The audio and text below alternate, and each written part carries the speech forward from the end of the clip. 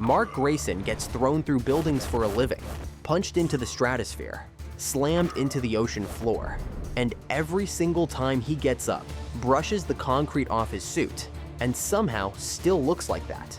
Lean, powerful, shoulders that could carry a small country. That physique is a specific kind of body, built for a specific kind of output. And today, I'm going to show you exactly how to build it. Shoulders first, because nothing defines this physique more. Cecil didn't hand Mark a pair of dumbbells and wish him luck. He dropped a glacier on him, literally made him hold it overhead with his bare hands, until his shoulders either adapted or gave out. That's the standard Cecil was training him to. We're going to be a little more reasonable about it, but only a little. Pike push-ups, hands on the ground, hips high in the air, head pointing straight down. Lower your forehead toward the ground and press back up explosively. This is your glacier. Same movement pattern, same shoulder demand, significantly less chance of dying under Arctic ice. 3 sets of 15. When these stop being hard, elevate your feet on a chair.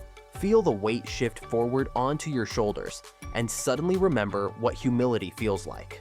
I added the Elevation 1 session thinking I was ready. I was not ready. That's the version you want to get to. The reason this works specifically for Mark's shoulder shape is the angle. Pressing downward through a vertical plane builds the lateral and anterior deltoid simultaneously. That's what creates the capped shoulder look. The roundness that makes the silhouette, not width alone. Roundness. Cecil knew what he was doing with that glacier, annoying as that is to admit. Now we move to the back, the V-taper that makes everything else make sense.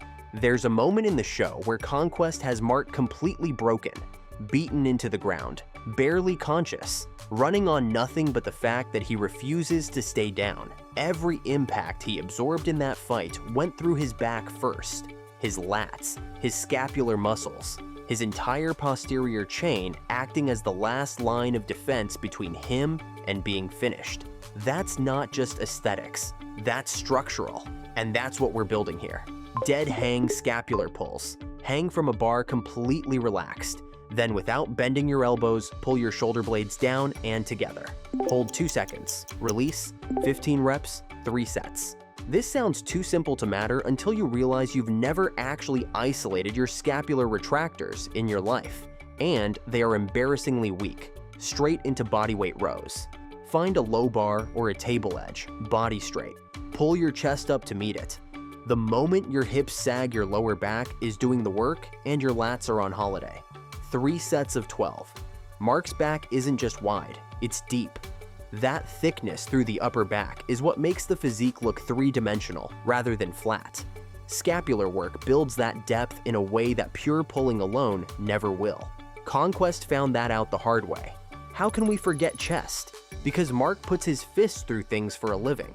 Cecil built him a machine specifically for this, a hydraulic press that could generate force no human being could ever match.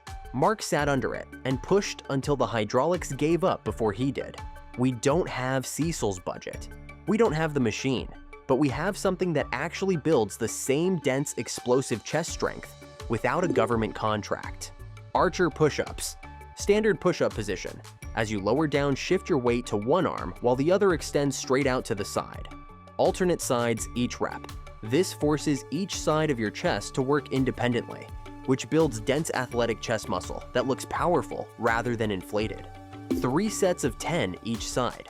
When I first did these, my extended arm was doing absolutely nothing useful, and my chest on the working side was on fire within 4 reps. That's the point. Find that feeling and stay in it.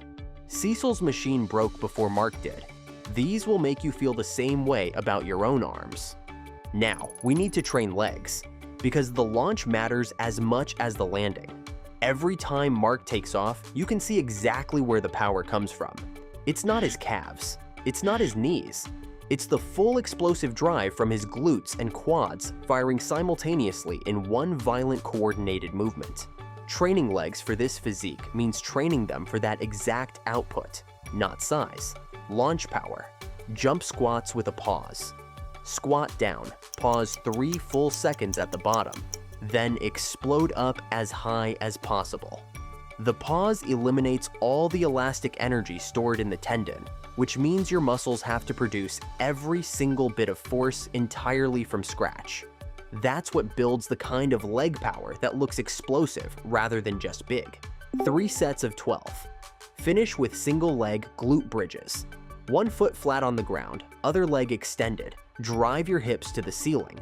Squeeze 2 seconds at the top. Your glutes are the primary engine behind every takeoff, every direction change, every moment where Mark covers ground faster than physics should allow. So, train them like they matter. The physique you're building isn't about size. It's about what the body looks like when it's been trained to actually do something. Functional, athletic, the kind of build that makes sense on a person who moves. Cecil had glaciers and hydraulic machines, and a budget that doesn't officially exist. You have 8 exercises and the decision to actually show up for them. Turns out that's enough.